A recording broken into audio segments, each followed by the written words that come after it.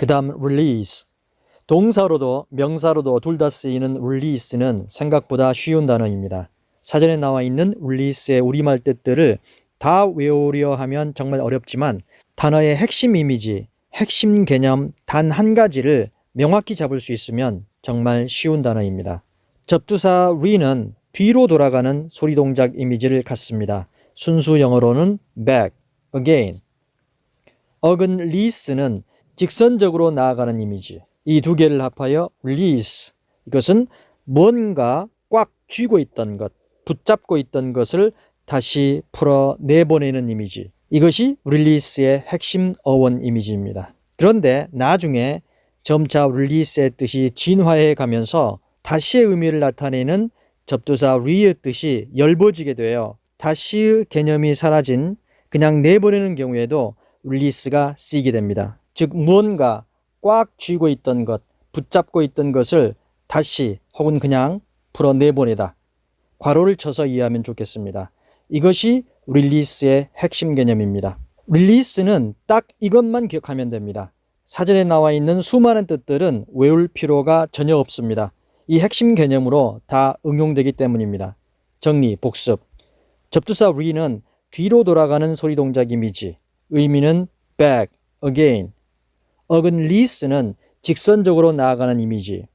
이 두 개를 합하여 release는 뭔가 꽉 쥐고 있던 것, 붙잡고 있던 것을 다시 풀어 내보내는 이미지. 이로써 release의 핵심 개념 혹은 기본 의미는 무언가 꽉 쥐고 있던 것, 붙잡고 있던 것을 다시 혹은 그냥 풀어 내보내다.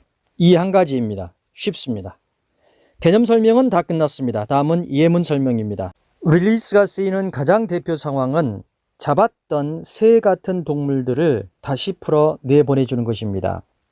He released the bird into the wild.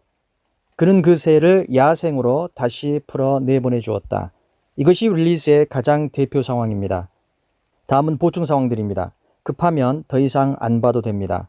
보충 상황들 세 가지만 더 들자면 release the balloons, release the prisoner, release a new movie. 첫 번째는 붙잡고 있던 풍선을 다시 풀어 내보내다. 두 번째는 붙잡고 있던 죄수를 다시 풀어 내보내다.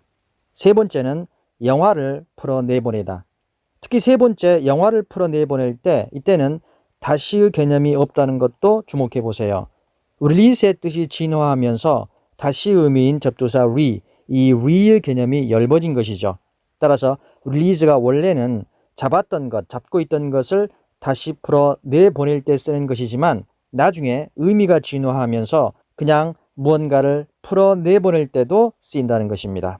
그 다음 죄수를 다시 풀어 내보내는 것, 그리고 영화를 풀어 내보내는 것, 이것들을 한자어로는 각각 석방, 개봉이라 그러죠. 그러나 개봉, 출시, 발매, 공개, 발표 혹은 방출, 석방, 해방, 개방, 해고, 구출, 면제, 해제, 해소, 양도, 발사, 투하, 투구, 발산, 분비 등등 정말 많은 이 한자식 뜻 풀이들을 미리 다 외워둘 필요는 전혀 없습니다. 모두 다 그 핵심 개념은 다시 풀어 내보내는 것이니까요. 이 한 가지 개념을 딱 기억하고 이것을 각 상황에 맞게 응용해서 쓰기만 하면 됩니다. 독해력이란 결국 응용력이고 상상 추리력입니다. 이것을 늘려야 하고 이것으로 해결하려 해야 합니다. 그 외에 추가 예문들입니다. 테스트라 생각하고 잠시 정지시킨 후 뜻을 먼저 생각해 볼까요? Cells that release histamine. Humor is wonderful for releasing tension. They are not releasing any more details yet. We release them from their contract. Only death could release him from suffering. They released a new study on the drug. 5번 문장은 히스타민을 내보내는 세포들. 이때는 분비라 해도 되고요. 6번 문장은 유머는 긴장감을 푸는데 아주 좋다. 이때는 해소라 해도 되고요. 7번 문장은 그들은 아직 세부 사항을 내보내주지 않고 있어. 이때는 발표라 해도 되고요. 8번 문장은 우리들은 그들의 계약으로부터 그들을 풀어주었다. 이때는 계약으로부터 그들을 해제시켜 주었다 라고 해도 되고요. 9번 문장은 단지 죽음만이 그를 고통으로부터 풀어 보내줄 수 있을 것이다. 이때는 해방이라 해도 되고요. 마지막 문장은 그들은 그 약물에 대한 새로운 연구를 내보냈다. 이때는 공개라 해도 됩니다. 이처럼 다양한 상황에서 다양한 우리말 풀이가 가능하지만 모두 다 다시 풀어 내보내다 라는 이 핵심 개념 하나에 다 걸린다는 것을 알 수 있을 것입니다. 이상 울리스였습니다.